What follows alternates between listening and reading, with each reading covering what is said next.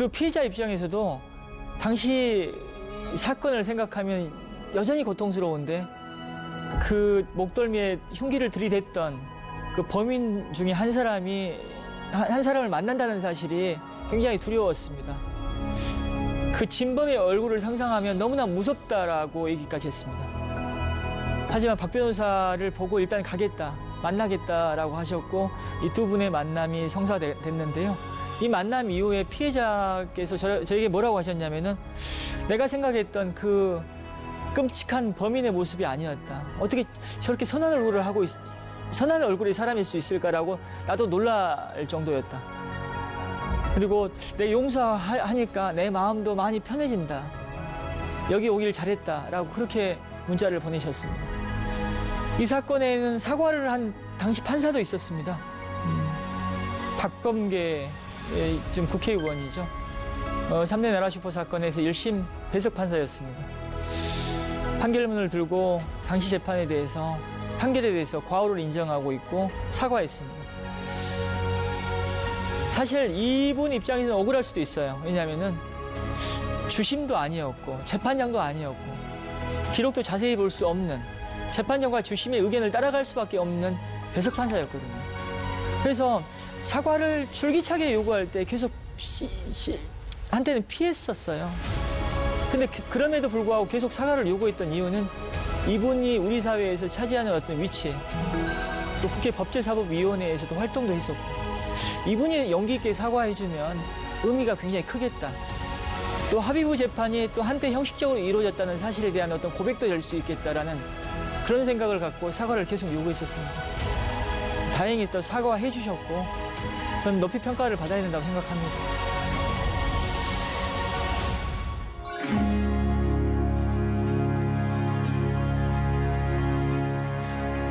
안녕하세요. 변호사 박준영입니다.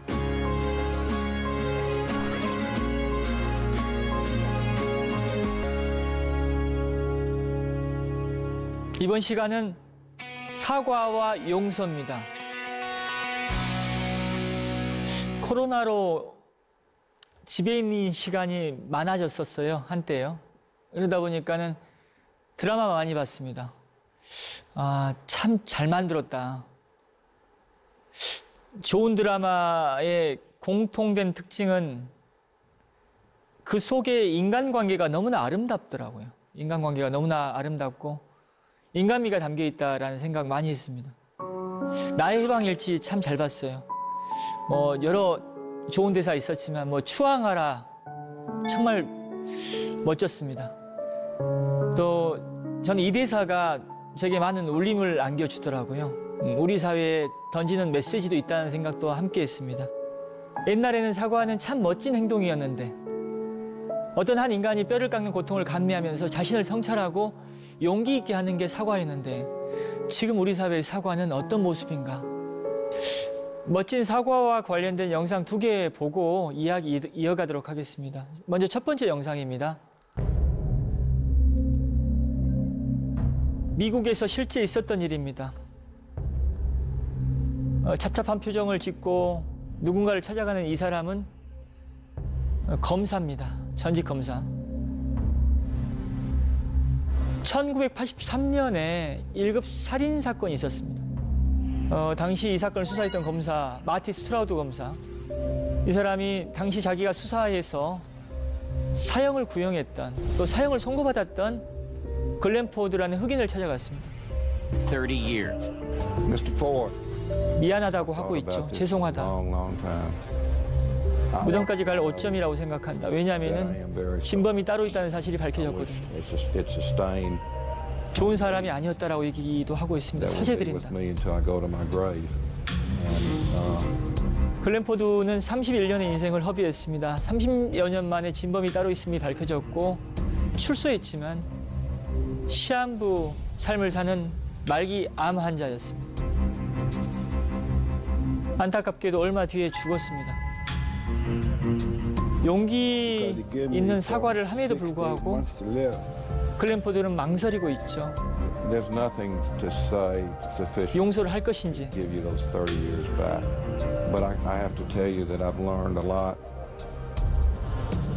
by myself. And the next 30 years, and even though this is the same. 만약 내가 30년 동안 당신과 같은 처지에 I 있었다면 think that I've changed, 나도 당신처럼 and 분노할 것이고 I've learned a lot from you. happened, and so I can't forgive you. I really 용서 못하겠다고 하네요. yeah. I 왜냐하면은 understand. 본인의 삶이 너무나 기구하기 I 때문에 wish you well. 그 I 원인 wish you 제공을 nothing but the best. 이 검사가 있기 때문에 Thank you. 하지만 찾아와 준 건 고맙다라고 얘기하고 있습니다. You take care of yourself. Okay? You too. 이렇게 헤어졌습니다. 글렌 포드라는 흑인은 당시 진범으로부터 장물을 받았었어요. 그리고 오해받을 만한 여러 가지 지점들이 분명히 있었습니다. 그렇기 때문에 검사 입장에서는 당시 수사가 결과적으로 잘못됐지만 어쨌든 나는 그 당시에 최선을 다한 수사를 했다라고 변명을 충분히 할 수 있음에도 불구하고 억울하게 욕살이 한 사람을 찾아가가지고 자신의 과오를 인정하고 위로했습니다. 그리고 이 사람은 지역신문에 기고를 했거든요. 거기서도 자신의 어떤 책임을 있는 그대로 인정했습니다. 정의에 취해 있었다. 이기려고 했었다. 글렌 포드의 어떤 비참함에 큰 책임이 있다고 생각한다. 많은 사람들한테 울림을 줬죠. 그래서 글렌 포드의 죽음 이후에 기구한 운명의 글렌 포드가 회자된 게 아니라 용기 있게 반성하고 사과한 마티 스트라우드 검사의 용기가 더 평가를 받았던 사건이기도 합니다. 이 사과를 통해서 미국인들이 자기 나라 사법제도에 대해서 믿지 못하겠다라고 했을까요? 그건 아닐 것 같아요. 정말 이런 용기 있는 사과로 인해서 더 본인들의 어떤 자기 나라의 사법 시스템에 대해서 신뢰할 수 있지 않았을까라는 그런 생각해 봅니다. 두 번째 영상입니다. 이 사과도 상당히 용기가 있었고 진솔했습니다. 저한테 정식으로 한건 아닙니다. 사자가 아닌 상황에서 1999년 2월 전북 완주 삼내 나라시포라는 곳에 3.25 강도가 들어갔고 부담스럽긴 한데 그 슈퍼에서 잠을 자고 있던 할머니가 돌아가신 사건입니다. 강도 치사 사건입니다. 그 사건의 진범이 당시 현장에 있던 피해자를 찾아가서 용서를 구하는 장면입니다.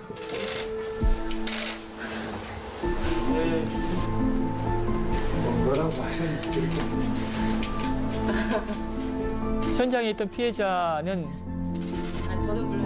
당시에 그 범인들이 목덜미에 들이댄 흉기로 인해서 충격을 받았고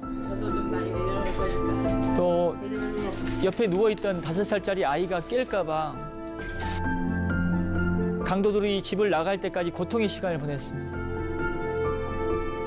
그 트라우마로 밤길도 혼자 못 다녔고 엘리베이터도 혼자 못 타는 그런 고통을 겪었는데 뭐 돈 한 푼 받은 게 없거든요. 그런데 이렇게 손을 잡아줬고 나도 내려놓을 테니까 당신도 내려놓으라고 이렇게 오히려 진범을 위로하고 있습니다. 사과와 용서 함께 보여준 영상입니다. 사실 이 만남 성사가 쉽진 않았습니다. 진범도 굉장히 부담스러워했어요. 내가 잘못을 인정할 수는 있는데 피해자의 앞에 가서 고개를 숙인다라는 것이 굉장히 떨리잖아요. 부담스럽고 두렵기도 하고 때로는. 그리고 피해자 입장에서도 당시 사건을 생각하면 여전히 고통스러운데 그 목덜미에 흉기를 들이댔던 그 범인 중에 한 사람을 만난다는 사실이 굉장히 두려웠습니다. 그 진범의 얼굴을 상상하면 너무나 무섭다라고 얘기까지 했습니다. 하지만 박 변호사를 보고 일단 가겠다, 만나겠다라고 하셨고 이 두 분의 만남이 성사됐는데요. 이 만남 이후에 피해자께서 저에게 뭐라고 하셨냐면은 내가 생각했던 그 끔찍한 범인의 모습이 아니었다. 어떻게 저렇게 선한 얼굴의 사람일 수 있을까라고 나도 놀랄 정도였다. 그리고 내 용서하니까 내 마음도 많이 편해진다. 여기 오길 잘했다라고 그렇게 문자를 보내셨습니다. 진범도 마찬가지였습니다. 악몽을 꾸면서 힘든 시간을 계속 보냈는데 사과하고 또 용서를 받으니까 정말 마음이 한결 편해졌고 또 재심 사건을 더 적극적으로 도왔던 것 같아요. 진범은 돌아가신 할머니 산소를 찾아가서 이렇게 용서를 구했습니다. 유족들에게도 용서를 받았습니다. 죄 짓고 못 산다고 하잖아요. 사실 한때 풀려났을 때만 해도 기분 좋았다고 하더라고요. 큰 죄를 지었지만 풀려나니까. 하지만 그 좋은 감정도 그리 오래 가지 않았다고 합니다. 악몽에 시달렸고 나 같은 인간이 그냥 정상적으로 살아도 돼라고 스스로 자책하면서 결혼도 못 하지 않고 그냥 혼자 이렇게 외롭게 시간을 보냈거든요. 이 사건에는 사과를 한 당시 판사도 있었습니다. 박범계 지금 국회의원이죠. 3대 나라 슈퍼 사건에서 1심 배석 판사였습니다. 판결문을 들고 당시 재판에 대해서 판결에 대해서 과오를 인정하고 있고 사과했습니다. 사실 이분 입장에서는 억울할 수도 있어요. 왜냐하면은 주심도 아니었고 재판장도 아니었고 기록도 자세히 볼 수 없는 재판장과 주심의 의견을 따라갈 수밖에 없는 배석 판사였거든요. 그래서 사과를 줄기차게 요구할 때 계속 한때는 피했었어요. 근데 그럼에도 불구하고 계속 사과를 요구했던 이유는 이분이 우리 사회에서 차지하는 어떤 위치, 또 국회 법제사법위원회에서도 활동도 했었고 이분이 용기 있게 사과해주면 의미가 굉장히 크겠다. 또 합의부 재판이 또 한때 형식적으로 이루어졌다는 사실에 대한 어떤 고백도 될 수 있겠다라는 그런 생각을 갖고 사과를 계속 요구했었습니다. 다행히 또 사과해 주셨고 저는 높이 평가를 받아야 된다고 생각합니다. 이 자리에서 또 한마디 더 덧붙여 말씀드리면 많은 분들이 이런 사과도 정치적으로 또 이용하고 비판하시는 것 같은데요. 그러지 않았으면 좋겠어요. 사과했다는 사실 의미 부여를 해주시면 좋겠고 또 3대 나라 슈퍼 사건과 약천오거리 사건을 헷갈려 하시면서 약천오거리 사건에 박범계 의원이 판사였다라고 오해하시는 분 계시는데 절대 아니다. 이 자리에서 말씀드립니다. 당시 수사를 했던 검사, 억울하게 옥살이에 있던 그 청년들의 수사도 했고 진범 수사를 했던 검사가 최근에 피해자와 유가족들을 찾아가서 이렇게 고개 숙였습니다. 의미 있는 사과죠. 하지만 이 사과는 좀 때늦은 감이 분명히 있습니다. 그리고 또 국가배상 소송 이후에 진행되는 사과다 보니까 배상 책임을 면하려고 하는 어떤 의도가 있지 않았겠냐라는 그런 어떤 시각도 분명히 존재하고 그래서 진정성 있는 사과가 아니었다라는 그런 비판도 있습니다. 그리고 박준영 변호사가 이런 사과를 너무 강요한 것 아니냐라는 그런 지적도 있으십니다. 맞습니다. 제가 강하게 추진했거든요. 그리고 피해자와 유가족은 이 자리에 나오고 싶어 하지 않았었습니다. 하지만 저 때문에 나왔다는 얘기를 할 정도로 강요된 어떤 화해의 어떤 그 장면이었습니다. 사실.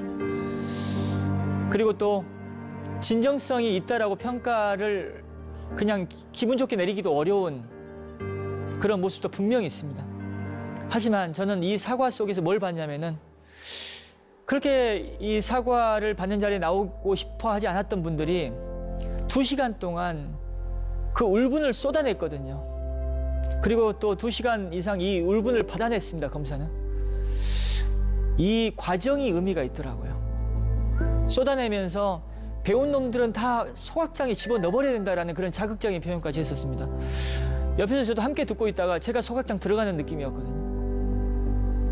그 사과를 2시간, 그 어떤 자극적인 그런 어떤 감정을 받아내야 했던 그 검사, 이 전직 검사죠. 이분도 2시간 동안 들으면서 과거 수사에 대해서 더 돌아봤을 것 같다는 생각도 들어요. 2시간 동안 이어진 그런 어떤 그 과정 속에서 그 이후에 피해자와 유가족은 용서를 하셨습니다. 용서를 하시고 나서 밥을 먹는데 박 변호사 나오기 싫었는데 나와서 이렇게 얘기도 하고 또 용서해 주니까 기분 좋다. 나오길 잘했다라고 얘기하더라고요. 그리고 검사도 물론 순수한 목적은 아니었다 하더라도 2시간 동안 그 시간 동안 받아내면서 느낀 바가 꽤 있었다라는 생각도 함께 들었습니다. 그래서 정말 우리가 지향해야 할 어떤 이상적인 어떤 사과의 모습은 아니라 하더라도 이 과정을 통해서 우리가 의미는 얼마든지 찾을 수 있었다라는 생각도 함께 했습니다. 저도 사과했어요. 밖에 나와서 정의롭지 못한 검사의 악행을 얘기하면서 짓밟았습니다. 제 명예를 위해서, 제 유명세를 위해서 너무 오랫동안 짓밟았어요. 모든 대한민국 시사 프로그램에 다 제보했습니다.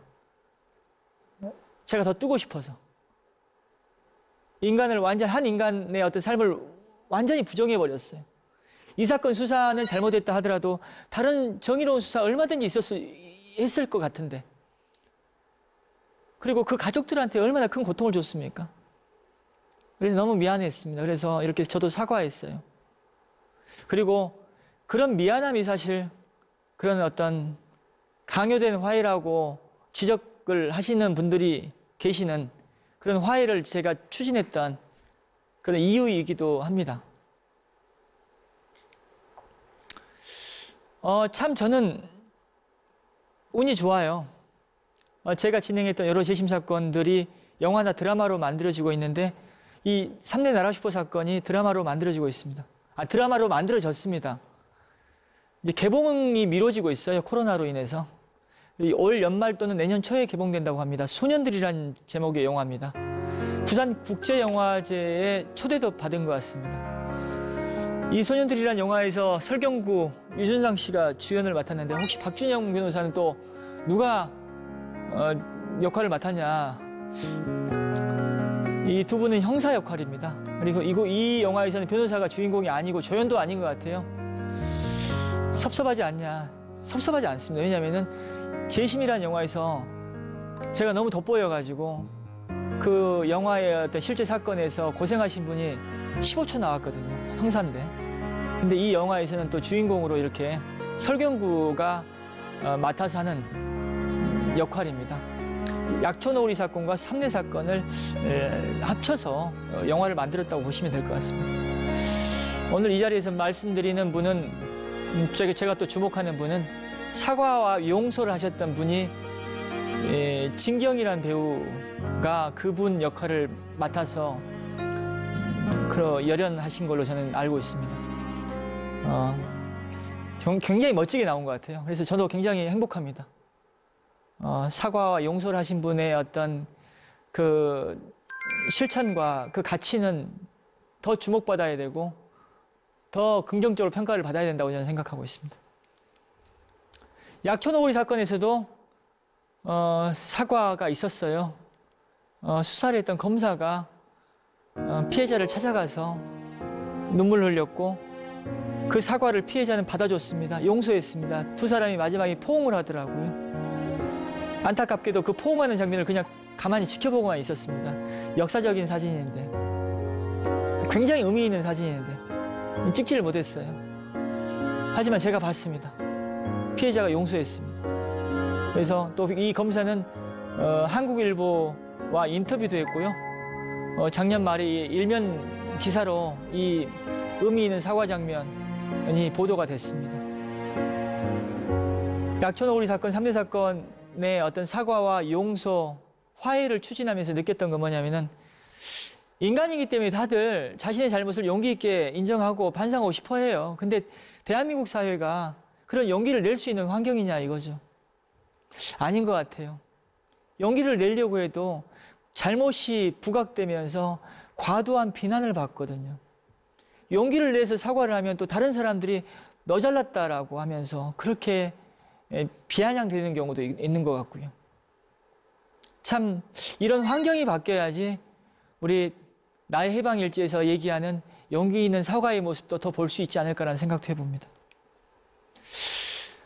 지난해 2월에 최종 무죄 판결을 받은 낙동강변 살인사건에서는 이렇게 피해자가 재심 개시 결정을 받았던 날 내가 고문경찰도 용서해 보겠다고 했습니다. 그들도 한 가정의 부모일 것이고 아들일 것이고 가정생활 원만히 하길 바란다라고 먼저 손을 내밀었었어요. 하지만 누구도 다가오지 않았습니다. 물론 이런 어떤 말씀을 방송을 통해서 듣고 나서 자신들이 한 행동에 대해서 책임은 느꼈을 것 같아요. 인간이기 때문에 느꼈을 것 같아요. 그런데 이들은 나서질 못합니다. 왜냐하면은 자신들이 저지른 악행이 너무나 중한 어떤 인권 침해였거든요. 사람을 거꾸로 매달아서 물을 부었습니다. 이런 수사가 그때 많았었습니다. 다른 어떤 경찰서에도 이런 수사 했었다라고 그렇게 생각도 할 수도 있겠지만 어쨌든 아주 중한 어떤 인권 침해거든요. 그러다 보니까 용기를 내는 것도 한계가 있는 것 같아요. 그래서 잘못에 대한 인정도 너무 극심한 인권 침해 사건에서는 어렵다라는 것도 사실 경험하고 있습니다. 사람이 살아가는 방식은 두 가지가 있다고 해요. 과거의 어떤 일을 스스로 위로하면서 그래, 그 정도면 잘했어. 너 잘한 거야. 너무 자책하지 마. 하면서 스스로 위로하면서 살아가는 방식이 있고요. 어떤 경우에는 그래도 이건 아니었어. 잘못했잖아. 반성해야 돼. 앞으로는 이런 일 없어야 돼 하면서 반성하면서 살아가는 방식이 있을 수 있습니다. 위로나 반성 다 중요하다고 생각해요. 의미 있다고 생각해요. 또 힘을 얻는 방식이라고 저는 생각합니다. 하지만 위로보다는 반성을 해야지 내가 바뀌고 또 세상도 바꿀 수 있다는 생각도 해봅니다. 저도 반성을 좀 해볼게요. 억울하게 옥살이 하신 분들 사건을 공론화할 때 이들을 도왔다는 이유로 사람들에게 사건을 알릴 때 사람들이 이분들을 불쌍하게 봤으면 좋겠다라는 측은지심으로 접근했으면 좋겠다라는 생각을 갖고 이분들의 안타까운 사연을 이분들의 어떤 진지한 동의 없이 언론을 통해서 얘기했습니다. 이 또한 어찌 보면 이면의 우월감이 작용했다고 저는 생각합니다. 내가 알아서 할게. 내가 당신들 돕고 있잖아. 그래서 지금 진행하는 여러 사건에서는 이 부분을 상당히 경계를 하고 있습니다. 그리고 수원 노숙소녀 사건, 저의 첫 재심 사건인데요. 이 사건으로 억울하게 옥살이한 아이들 2명의 노숙인 그리고 5명의 가출 청소년이 있었거든요. 이 아이들이 현장 검증을 하는 장면인데요. 이 사건 제가 좀 적극적으로 변호했으면 이 아이들 1심에서도 무죄 판결을 받았을 것입니다. 근데 그때만 해도 제가 너무 어렵고 너무 용기도 부족했고 사실 또 무책임하기도 했습니다. 내가 이 사건만 변호하는 게 아닌데 내가 검사를 너무 자극적으로 비난할 필요는 없지. 언제 어디서 만날지 모르는데 이런 생각하면서 검사 수사의 불법을 문제 제기하는 데 있어서 굉장히 소극적이었던 부분이 분명히 있었습니다. 제가 또 반성해야 될 부분이라고 생각합니다. 사과와 반성에 대한 얘기를 좀 더 이어가 보겠습니다. 김대중 전 대통령께서는 한때 사형수였어요. 5.18 민주화 운동을 배후에 조종했다는 이유로 전두환 등 신군부에 의해서 정치적 판결을 받았습니다. 사형 집행을 기다리면서 얼마나 두렵고 무서웠겠습니까? 또 전두환이 얼마나 미웠겠어요. 하지만 권력을 얻은 후에 얼마든지 보복을 할 수 있었음에도 불구하고 전두환을 용서했습니다. 손을 잡았습니다. 얼마 전에 전두환 전 대통령이 돌아가셨는데 이분이 저지른 악행, 어떤 그런 잘못에 대해서는 냉정한 어떤 평가가 이루어져야 되고 그 악행의 피해자들은 우리 공동체가 더 위로하고 회복시켜줘야 된다고 저는 생각합니다. 하지만 이 한 사람의 어떤 죽음조차도 비아냥과 조롱의 대상이 된다는 것은 아주 슬픈 현실이라고 저는 생각합니다. 김대중 전 대통령이 살아계셨다면 저는 조문을 반드시 갔을 것 같습니다. 약천오거리 사건, 3대 나라 슈퍼 사건이 이렇게 검사들의 사과로 조금씩 정리되고 있다라는 느낌 받고 있어요. 그러다 보니까 제가 냈던 책 2권, 이 2권 속에 이분들의 얘기가 건강하게 발전되기는 어렵겠다라는 생각도 들어서 저는 우리들의 변호사 같은 경우는 단독조사다 보니까는 제가 더 이상 내지 않겠다고 했고요. 지연된 정의는 제가 더 이상 출간되지 않길 바랬는데 어쨌든 여러 가지 사정 때문에 저는 이 이름에서 빠졌습니다. 이 또한 저의 어떤 반성과 사과의 어떤 실천의 어떤 모습이 되지 않을까라는 그런 기대도 갖고 있습니다. 이번 강연 사과와 용서입니다. 우리 사회가 좀 이런 어떤 사과와 용서의 가치가 좀 널리 퍼졌으면 좋겠습니다. 그게 인간답게 그것이 인간미 있는 사회를 만드는 어떤 과정이 아닐까라는 생각을 해봅니다. 이렇게 마무리 짓겠습니다.